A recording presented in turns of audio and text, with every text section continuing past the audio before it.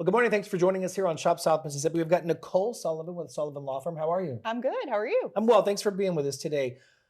Listen, there's a lot of attorneys out there, right? There are. And especially today we're going to talk about estate planning. So tell me why folks should reach out to you instead of calling anywhere else. I think it's important to reach out to me because here at Sullivan Law Firm, we are all about the client. We are client centered. We are here to be your friend. We want to make sure that people feel comfortable. Hence the fact how you and I are sitting today. We're comfortable and we're just friends, making sure that we go through all the aspects of your life, the situation, and how it reflects on what we need to do in your estate plan. So to me, most important is come see me. Let's talk about everything. But most important, I'm here to be your friend because the people around here are truly people that I enjoy and I love being around. And I think the people of South Mississippi and of course surrounding areas are important, but I like to make sure that they know that they are taken care of here. So I think that that's what makes me and my firm different. And you've been at this for a little while now. You're not brand new to the business. Correct. I've been practicing for close to 10 years now, which is absolutely crazy to think about. But I've been in business here, having my own firm for 5 years. So what's your goal here? My goal here is to continue to grow, to continue to serve the people of South Mississippi, to make sure that, again, people feel comfortable, people feel like they can come to an attorney's office and not feel like they're uncomfortable. I want to make sure that it's not a daunting process to go through estate planning because a lot of people think that that's scary and Sure. it really doesn't have to be. So my goal is to make sure that people feel cared for and people feel welcome. And I just want to take care of that very scary process for them. Well, estate planning is something that we really all need to be paying close attention to because, again, you never know when that time is. Right. So what are two of the biggest problems that you see people, or not two of them, what are some of the biggest problems that people come up with that you find out whenever people begin that process? Right. Two of the biggest things that I see when people come in, what they want to make sure that they address is going to be getting around probate for their children. They don't want their children to go through the probate process because, again, that's scary because not many people know about it. And then also they want to get around estate taxes. Here in Mississippi, we don't have estate taxes. It's just the federal estate tax threshold that we have to worry about. And really, most people around here don't because the threshold is $14 million approximately per person.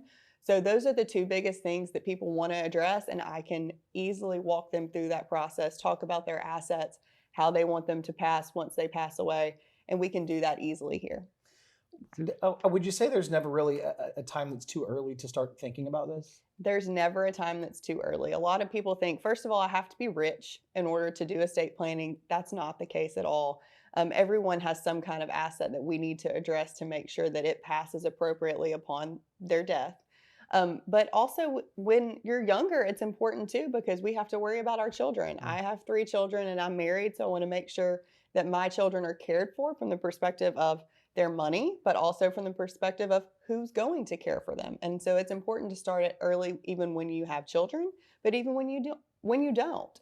So starting early is good, but I mean, we go all through life with people. We start from early childhood with your children, and then we also go through times when people are struggling with their health and getting older. So we manage a lot of different time periods of people doing their estate planning.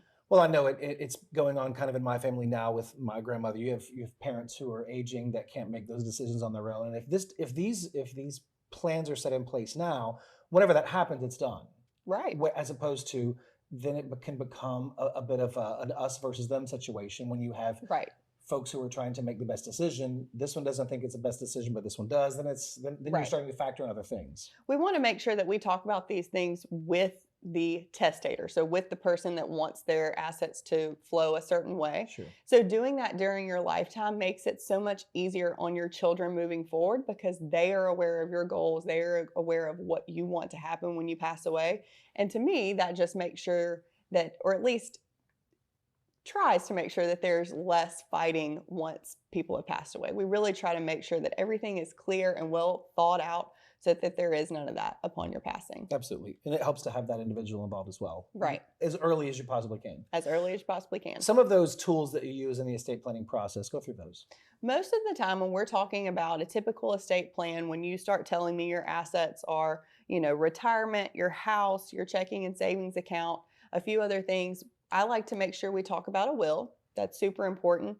I call a will an insurance policy. We try to make sure that everything's titled appropriately before your passing, but we also want to have a will to make sure that if there's anything left out, then it goes according to your wishes.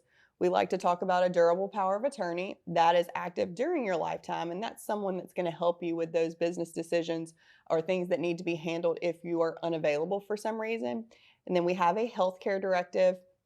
That's going to be once you become incapacitated for some reason, or there's some reason that you're not able to make health care decisions for yourself, then who is that person that's going to help you with those things? Who did the doctors look to for that?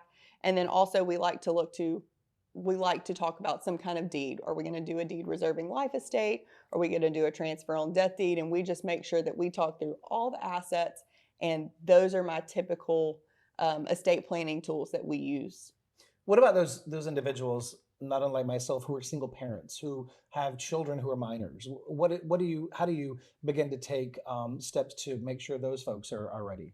So I would still use the same tools. I would just tailor the will a little differently. So in the will, there would be what's called a testamentary trust. So a trust that is created upon your death, for example, and it's going to take care of who's going to take care of the money once you've passed away and your children are still minors. So there's the trustee that's going to be in charge of the money. And then we also like to name a guardian. So who's going to be in charge of taking care of the children when you're not available anymore. So we go through the trustee, we do an alternate trustee in case anything happens to the first one, and then same thing for guardian. We have a guardian and then an alternate guardian to make sure that we've covered all of our bases, to make sure, because like you mentioned, you never know when something's going to happen, and that can be to you or it could also be to whomever you're naming to take care of those things. Sure. You got to think about life insurance policies if you have like debts that you need to pay off in case that happens. I don't necessarily address that all the time, Sure. but we do like to talk about what is subject to debts once you pass away. So that kind of goes into our discussion on what type of deed to use.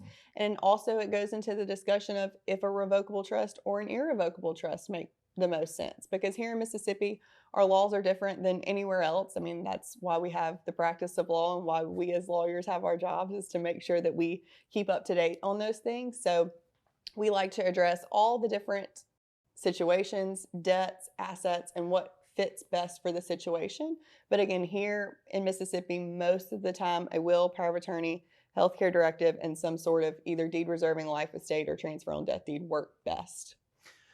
As you can see, there's a lot going into this conversation. If you have any questions, or if this is the time that you want to start thinking about putting those plans in place now for those that you may be leaving behind, give Nicole and her team here at Sullivan Law Firm a call. You see that number and you see the address, website, all there at the bottom of your screen, and they'll get you set off on the right foot. Thanks for being here. Thank you.